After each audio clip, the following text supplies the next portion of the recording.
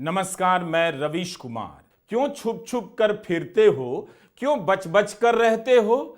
ये तो बताओ तुम किस लिए लाए थे, किस किस से कितना तुम छुप छुप कर खाए थे, किस किस को डराए थे, किस किस को सताए थे? आओ खुलकर तुम बॉन्ड को लाए थे, धंधा चंदे का तुम ही तो लाए थे।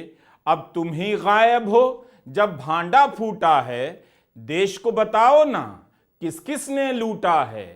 पूछ रहे हैं सब तुमसे, तुम किन्ने लुकाए हो, इतना ही खाए हो या और छुपाए हो? बॉन्ड की होली में तुम कितना नहाए हो, किस किस से खाए हो, किस किस को खिलाए हो? झूठ नहीं बोलो, तुम राम को लाए थे, सच सच कह दो तुम बॉन्ड को लाए थे। धंधा तुम भी खूब इस देश में चलाते हो, बॉन्ड को लाए हो तो अब काहे लुकाए हो? जनाब, मैं मस्खरी नहीं कर रहा, यह मामला बहुत संगीन है। वैसे आज सुप्रीम कोर्ट से स्टेट बैंक को फिर से निराशा हाथ लगी है। यह इतना बड़ा घपला पकड़ाया है कि मुमकिन नहीं कि एक ही वीडियो में सारी बातों को समेट दें। हम इस विषय पर कई वीडियो के साथ हाजिर होने जा रहे हैं। आप बस अपने भीतर देखने और इस फ्रॉड को समझने का धीरज पैदा कर लीजिए और हमारा लिखा गाना ध्यान से सुनिए। हो सके तो गा गा कर गांव गांव पहुंचा दीजिए।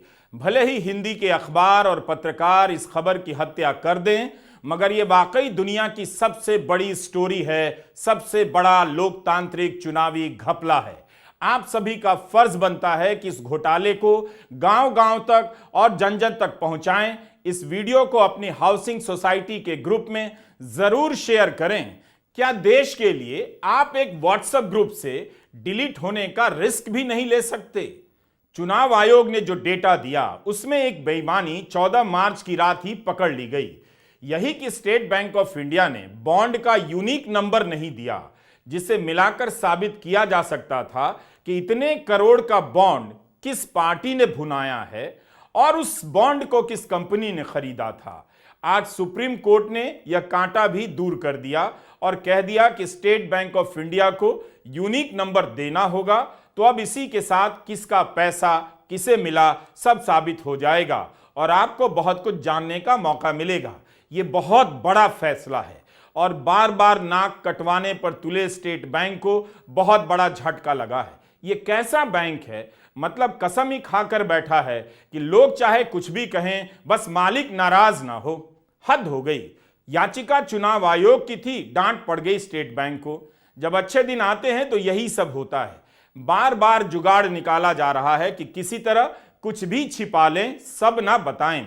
स्टेट बैंक ऑफ इंडिया ने मार्च 2018 से मार्च 2019 के बीच का डेटा नहीं दिया है, क्योंकि इस बारे में कोर्ट का आदेश नहीं था। यह कहा है यह करीब 2,500 करोड़ का मामला है। जो आंकड़े दिए गए हैं वो केवल 1 अप्रैल 2019 से 15 फरवरी 2024 के बीच के हैं। 12,516 करोड़ रुपए के बॉन्ड इस दौरान खरीदे गए। इसमें से 6,000 करोड़ से भी अधिक की राशि कुल 20 दानदाताओं ने खरीदी है। यूनिक नंबर आते ही राजनीतिक संबंध तेजी से स्थापित किए जाने लगेंगे। वैसे भी छपी छापों और संबंधों की खबरें काफी कुछ बता रही हैं कौन किसके करीब है। किसी का पता चल रहा है कि पहले छापे पड़े, फिर उसने बॉन्ड खरीदे, किसी ने बॉन्ड खरीदा तो उसे सरकार ने बाद में ठेका दिया। भारत में 16 लाख से अधिक रजिस्टर्ड कंपनियां हैं और इलेक्टोरल बॉन्ड खरीदने वाली मात्र 1300।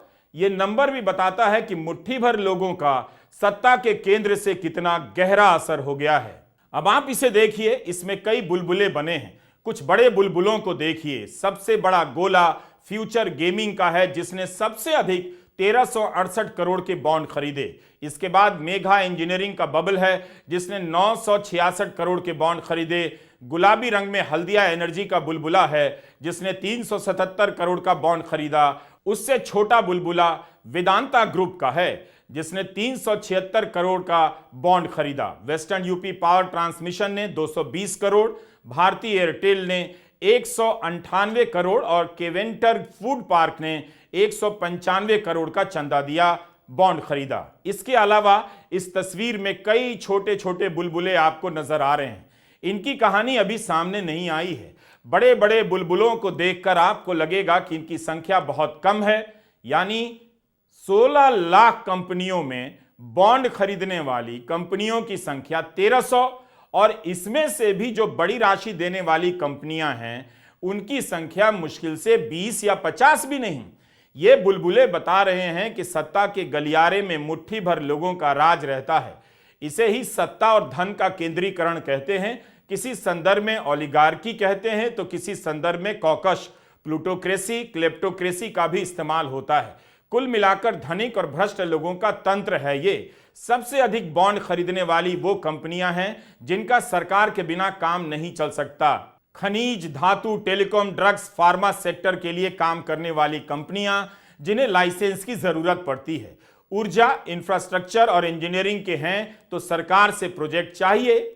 इस पाई चार्ट से आप साफ साफ समझ जाते हैं कि सबसे ज्यादा चंदा बीजेपी को मिला है और उसी का बड़ा हिस्सा दिख रहा है। उसके बाद तृणमूल कांग्रेस है और भारतीय राष्ट्रीय कांग्रेस। राजनीतिक दलों में भी कुछ ही को पैसे मिले हैं। मतलब यह हुआ, कुछ कंपनियां ज्यादा चंदा देकर अपने लिए बड़ी राहत लेती हैं, दूसरी कंपनियों को मैदान से बाहर कर देती हैं।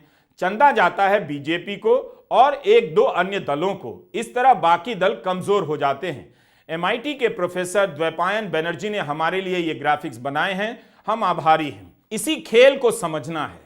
चंद कंपनियों का राज रहेगा, एक ही पार्टी का राज रहेगा, फायदा किसका होगा? सबसे अधिक बॉन्ड खरीदने वाली कंपनी फ्यूचर गेमिंग है। यह कंपनी तब ज्यादा चंदा देती है यानी बॉन्ड खरीदती है जब इसके यहां आयकर और ईडी के छापे पड़ते हैं। यह कौन सी पारदर्शिता है कि जिस कंपनी के यहां फ्रॉड की जांच होती है वो बॉन्ड खरीदने लग जाती है? मतलब भाई अपना है तो बहुत उस्ताद, कलाई दबाकर मुट्ठी खुलवा देता है। यह टेक्निक या टैक्टिस अपने पाले के लोगों के साथ भी आजमाई गई है और अपने पाले में लाने के लिए भी आजमाई गई है। कई कंपनियों के बारे में पता चल रहा है कि पहले छापा पड़ा, फिर बॉन्ड खरीदे गए। फिर कुछ ऐसी भी कंपनियां हैं जिन्होंने बॉन्ड खरीदा तो सरकार का ठेका मिल गया। इलेक्टोरल बॉन्ड के पैटर्न को देखेंगे तो आपको पता चलेगा कि प्रधानमंत्री नरेंद्र मोदी क्यों धर्म पर इतना जोर देते हैं, क्यों वे इस मसले पर नहीं बोल रहे हैं, ताकि आप उनसे इन सब मसलों पर सवाल ना कर सकें। आपके मन में जब भी सवाल पैदा हो वो आपको किसी मंदिर में दर्शन करते हुए या ध्यान करते हुए दिखाई दे जाएं, ताकि आपका मन बदल जाए और लगे कि कितने सच्चे मन से भक्ति कर रहे हैं। कहां समय होगा इनके पास। 15 फरवरी को सुप्रीम कोर्ट का फैसला आया, 15 मार्च हो गया, इलेक्टोरल बॉन्ड आपके सामने है। एक बार भी प्रधानमंत्री ने इस विषय पर नहीं बोला। इसीलिए यह सवाल उठ सकता है कि क्या वे इससे बचने के लिए धर्म का सहारा लेते हैं ताकि इस तरह के मुद्दों पर जनता को जवाब देने की नौबत ना आए। अपने आप को लगातार मंदिरों के फ्रेम में रखते हैं ताकि आपको याद ही ना रहे कि वे प्रधानमंत्री हैं और उनसे सरकार के काम का हिसाब किताब लेकर आपको सवाल पूछने हैं। थोड़ा धीरज रखिए। अब सुप्रीम कोर्ट ने कह दिया है कि बॉन्ड के साथ यूनिक नंबर देना होगा, तो इससे पता चल जाएगा कि किसका पैसा किसकी जेब में गया। अब आपको मिलाते हैं चंदा देने वाले सबसे बड़े कैरेक्टर सेंटियागो मार्टिन से। बताइए तो, जिस बीजेपी को खुद प्रधानमंत्री 2000 चंदा देते हैं, 2000 रुपए का चंदा, उस बीजेपी को ये कौन लोग हैं जो करोड़ों रुपए का चंदा दे रहे हैं? क्या वे बीजेपी को प्रधानमंत्री मोदी और गृहमंत्री अमित शाह से ज्यादा प्यार करते हैं? अमित शाह ने भी 2000 का चंदा दिया है। वैसे अभी साबित नहीं हुआ है कि मार्टिन ने 1368 करोड़ के बॉन्ड बीजेपी के लिए ही खरीदे, मगर पैटर्न से बहुत कुछ पता चल जाता है। यह मार्टिन है, कोयंबटूर का सेंटियागो मार्टिन। म्यांमार से आकर भारत में लॉटरी का धंधा चालू करता है, गरीब लोगों को रातों रात अमीर बनाने का सपना बेचता है, पैसा कमाता है। 2019 से 2024 के बीच इस कंपनी पर आयकर और ईडी और सीबीआई के छापे पड़ते हैं। मनी लॉन्ड्रिंग का मामला चलता है। 2 अप्रैल 2022 को मार्टिन की company future gaming and hotels private limited की 409 करोड़ की चल संपत्ति जब्त कर ली जाती है और 5 दिनों के बाद यही कंपनी 100 करोड़ का बॉन्ड खरीदती है।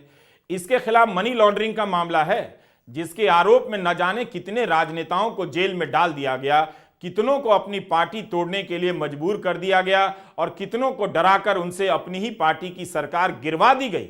लेकिन यह मार्टिन 2019 से 2024 के बीच 1368 करोड़ का बॉन्ड खरीदता है। लॉटरी के कारोबार से जुड़ी कंपनी ने 1000 करोड़ से अधिक का इलेक्टोरल बॉन्ड खरीदा। बॉन्ड खरीदने में यह कंपनी देश में नंबर 1 है। इसके पास चंदा देने के लिए 1000 करोड़ का फंड कहां से आया, यह अपने आप में जांच का विषय होना चाहिए। मगर सवाल बीजेपी से होना चाहिए कि क्या बीजेपी ने मार्टिन की कंपनी से चंदा लिया है। अभी तक जितनी जानकारी आई है उससे चंदे का राजनीतिक दल से संबंध सीधे सीधे स्थापित नहीं किया जा सकता, क्योंकि स्टेट बैंक ऑफ इंडिया ने यूनिक कोड नंबर नहीं दिया है। मगर मीडिया में उपलब्ध कई जानकारियां और खबरें राजनीतिक दलों से संबंध के बारे में इशारा कर रही हैं। निर्मला सीतारमण वित्त मंत्री हैं। यहां वे लॉटरी कारोबार से जुड़ी कंपनियों के प्रतिनिधियों से मिल रही हैं। 2 अप्रैल 2023 को वित्त मंत्री के कार्यालय ने खुद ही यह तस्वीर ट्वीट की है। वित्त मंत्री से मिलने वालों में जॉर्ज मार्टिन भी हैं। उन्होंने वित्त मंत्री के ट्वीट को रीट्वीट करते हुए खुद ही ये कहा है, वित्त मंत्री को धन्यवाद दिया है। कहते हैं कि लॉटरी का बाजार भारत में खुलना चाहिए, इससे 5 करोड़ रोजगार पैदा होंगे। भारत सरकार को 1.25 करोड़ से अधिक की जीएसटी मिलेगी। यह खबर 2015 की है और इंडियन एक्सप्रेस की। सैंटियागो मार्टिन का बड़ा बेटा चार्ल्स जॉर्ज मार्टिन बीजेपी में शामिल हुआ है। एक साधारण से कार्यक्रम में इसे बीजेपी में शामिल कराया गया। रिपोर्ट में लिखा है कि चार्ल्स मार्टिन ने 3 महीने पहले भाजपा में शामिल होने की इच्छा जताई थी। 2014 में जिस दौरान सैंटियागो मार्टिन 8 महीने के लिए जेल में था, उसके खिलाफ सीबीआई की चार्जशीट दर्ज की जा रही थी। उसी समय उसकी पत्नी प्रधानमंत्री मोदी के साथ कोयंबटूर में मंच साझा कर रही थी। बताइए, आखिर प्रधानमंत्री भ्रष्टाचार में लिप्त पाए गए व्यक्ति की पत्नी के साथ मंच पर क्यों थे, या उनकी पत्नी प्रधानमंत्री के साथ मंच पर क्यों थी। रिपोर्ट में लिखा है कि इसने सिक्किम सरकार को 4,500 करोड़ का चूना लगाया है। इस रिपोर्ट में भाजपा प्रवक्ता का बयान छपा है कि चार्ल्स के पिता पर स्कैम के आरोप हैं, मगर वो नाइस आदमी हैं, नाइस, और मोदी जी और पार्टी का बहुत आदर करते हैं। इंडियन एक्सप्रेस ने केरल की राजनीति का एक प्रसंग विस्तार से लिखा है कि मार्टिन ने सीपीएम के मुखपत्र देशाभिमानी को 2 करोड़ का दान दे दिया। इसे लेकर पार्टी में भारी विरोध हुआ। मुखपत्र के जनरल मैनेजर को हटा दिया गया और विजयन गुट को यह पैसा लौटाना पड़ा। मार्टिन ने डीएमके नेता करुणानिधि की लिखी एक फिल्म को भी प्रोड्यूस किया है। मार्टिन के राजनीतिक रिश्ते रहे हैं, उसका कारोबार कई राज्यों में फैला है। केरल के पूर्व वित्त मंत्री थॉमस आइजैक ने ट्वीट किया है कि मार्टिन की फ्यूचर गेमिंग और लॉटरी ने बीजेपी को 1368 करोड़ रुपए दिए हैं। इस कंपनी ने सिक्किम में मेरे खिलाफ मानहानि के 2 मुकदमे दायर किए हैं।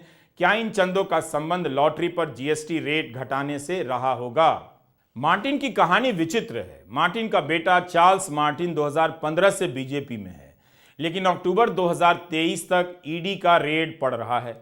मई 2023 में भी 457 करोड़ की संपत्ति जब्त हुई और यह जनवरी महीने में बॉन्ड खरीदती है कंपनी। क्या यह माना जाए कि जब भी इससे चंदा लेना होता है, ईडी रेट बढ़ा देती है और कंपनी बॉन्ड के रेट बढ़ा देती है? अक्टूबर 2023 से जनवरी 2024 के बीच यह कंपनी 133 करोड़ रुपए के बॉन्ड खरीदती है। अब आप इस चार्ट को देखिए, इसमें आपको पता चलेगा कि एक साल में किस महीने में कितने का बॉन्ड खरीदा गया। अक्टूबर 2020 में 150 करोड़ का बॉन्ड मार्टिन की कंपनी फ्यूचर गेमिंग खरीदती है। 2021 में यही कंपनी 3 बार 109 करोड़, 30 करोड़ और 195 करोड़ के बॉन्ड खरीदती है। एक साल में करीब 334 करोड़ का बॉन्ड खरीदती है। इतना पैसा इसके पास कहां से है? इसी का है या किसी और का पैसा घूम फिर कर आ रहा है? 2022 की जनवरी में 210 करोड़ का बॉन्ड यह कंपनी खरीदती है। 3 महीने बाद यह अप्रैल 2022 में फिर से 100 करोड़ रुपए का बॉन्ड खरीदती है। फिर उसी साल जुलाई में 75 करोड़ और अक्टूबर में 105 करोड़, दिसंबर में जाकर 10 करोड़ के बॉन्ड खरीदती है। इस तरह 2022 में 500 करोड़ के बॉन्ड खरीदती है फ्यूचर गेमिंग्स। 2022 में यूपी का चुनाव हुआ था, उसके साथ उत्तराखंड, पंजाब, हिमाचल और गुजरात में भी चुनाव हुए थे। यह तो आपको जानना ही पड़ेगा कि इतना पैसा इस कंपनी के पास चंदा देने के लिए कहां से आ रहा है, यह कंपनी किस पार्टी को पैसा दे रही है। क्या आपको अब भी लगता है कि घोटाला नहीं होगा? उगाही का सिस्टम चल रहा है, एक कंपनी पर छापे पड़ रहे हैं और वही कंपनी करोड़ों के बॉन्ड खरीद रही है। मतलब क्या अंकिलों के चक्कर में आपने अपना दिमाग बिल्कुल ही बंद कर दिया है? रॉयटर्स में कृष्ण कौशिक की रिपोर्ट छपी है। इसमें प्रूडेंट इलेक्टोरल ट्रस्ट के बारे में बताया गया है, जिसने 2013 से करीब $272 मिलियन की राशि का जुटान किया है और इसका 75% भाजपा को दिया है, यानी करीब 1600 करोड़ रुपए। कांग्रेस को जितना दिया है उससे 10 गुना भाजपा को। 2013 में कांग्रेस सरकार ने ही ऐसे इलेक्टोरल ट्रस्ट की स्थापना की ताकि राजनीतिक दलों को चंदा देने में टैक्स की छूट मिल सके।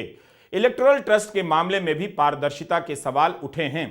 इस रिपोर्ट में बताया गया है कि ट्रस्ट को कंपनी से पैसा मिलता है और उसके बाद ट्रस्ट अपने नियमों के अनुसार किसी भी पार्टी को चेक जारी कर देता है। इस रिपोर्ट से यह भी पता चलता है कि फ्यूचर गेमिंग ने 23 और 24 मार्च को प्रूडेंट ट्रस्ट को 50-50 करोड़ के 2 चेक दिए। उसी दिन ट्रस्ट ने ठीक इतनी ही राशि के चेक भाजपा के नाम इशू कर दिए। तो मार्टिन ने इस ट्रस्ट को 100 करोड़ का चंदा दिया। जिस ट्रस्ट के जरिए दिया उस ट्रस्ट ने 75% राशि केवल बीजेपी को दी और यह राशि 1600 करोड़ की है। इससे तो अंदाजा मिल जाता है कि मार्टिन का 100 करोड़ या तो पूरा का पूरा बीजेपी को गया या फिर 75 करोड़ बीजेपी को गया। इलेक्टोरल बॉन्ड की तरह इलेक्टोरल ट्रस्ट एक और घपला है जिसे समझने की जरूरत है। लेकिन हमारा सवाल 1368 करोड़ के इलेक्टोरल बॉन्ड पर है जिसे मार्टिन की कंपनी ने खरीदा। तब खरीदा जब आईटी, सीबीआई, ईडी के रेड चल रहे थे। क्या सारा ही पैसा बीजेपी को गया? स्टेट बैंक ऑफ इंडिया जैसे ही यूनिक कोड नंबर देगा यह स्थापित हो जाएगा, तब स्थिति और भी साफ हो जाएगी। आप सवाल कर सकते हैं कि क्या बीजेपी को किसी भी रूप में पता था कि मार्टिन की जिस कंपनी पर ईडी का रेड चल रहा है उसने पार्टी को चंदा दिया है? कंपनी भी तो नड्डा जी के कान में बता सकती है, हमने आपके लिए 1368 करोड़ का बॉन्ड खरीद लिया है। कई तरह के संयोग इस तरह से मिल रहे हैं कि बीजेपी को एकदम अनजान और अलग जानना संभव नहीं। दिसंबर 2021 में मीडिया में कई जगह खबरें छपी हैं। कांग्रेस ने आरोप लगाया था कि सैंटियागो मार्टिन ने बीजेपी को 100 करोड़ का चंदा दिया।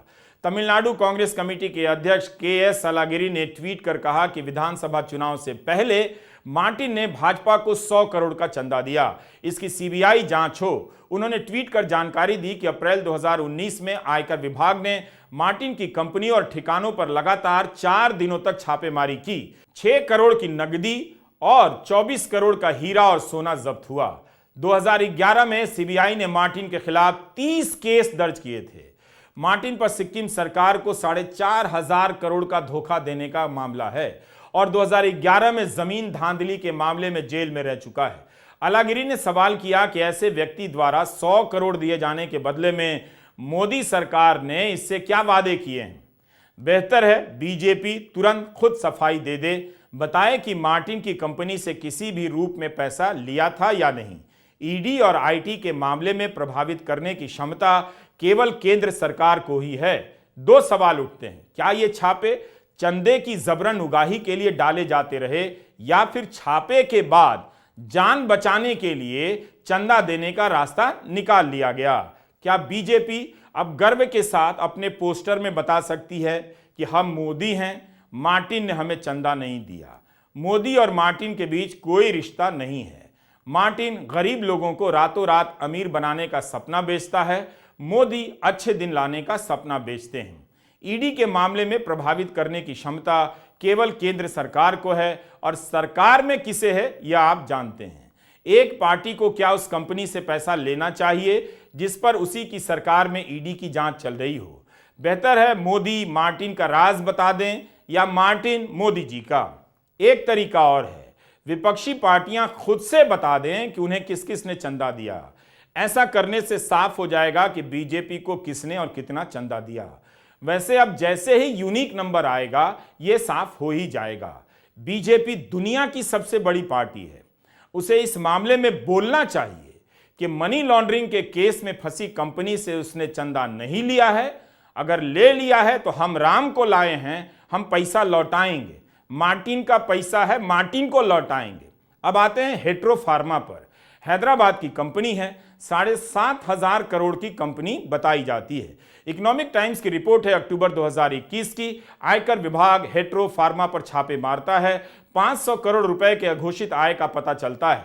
142 करोड़ का कैश बरामद होता है। इस कंपनी ने छापा पड़ने के बाद इलेक्टोरल बॉन्ड खरीदे। यह वो कंपनी है जो रेमडेसिवियर भी बनाती थी। इस कंपनी ने अप्रैल 2022 में 40 करोड़, जुलाई 2023 और अक्टूबर 2023 में 10-10 करोड़ का बॉन्ड खरीदा, यानी कुल 60 करोड़ का चंदा दिया। कई कंपनियां हैं जिन पर छापे पड़े हैं, तब उन्होंने इलेक्टोरल बॉन्ड खरीदे। क्या यह सवाल गलत है कि इन छापों का इस्तेमाल वसूली के लिए हो रहा था? आप ही सोचिए, जिस पर छापा पड़ेगा, क्या वो नाचते गाते डांस करते हुए सरकार की पार्टी को करोड़ों रुपए का चंदा देगा? ईडी और आईटी के इस्तेमाल से राजनीति में विधायकों और सांसदों की उगाही की गई, मतलब दूसरे दल से तोड़कर नेता लाए गए। बिजनेस की दुनिया में आईटी और ईडी के इस्तेमाल से धन की उगाही की गई। गोदी मीडिया का एक चैनल है, उसकी मेन कंपनी भी है इस लिस्ट में। 966 करोड़ का बॉन्ड खरीदने वाली ये वो कंपनी है जिसे बॉन्ड खरीदने के बाद 14,000 करोड़ का ठेका मिलता है। मामला बहुत व्यापक है, इसलिए दूसरे वीडियो का इंतजार कीजिए और एक बार सोचिए कि धर्म और राष्ट्र के नाम पर आप बेवकूफ बना दिए गए। मुझे आपसे सहानुभूति है। अगर आप रोना चाहते हैं तो मेरा कंधा आपके लिए हाजिर है। नमस्कार, मैं रवीश कुमार।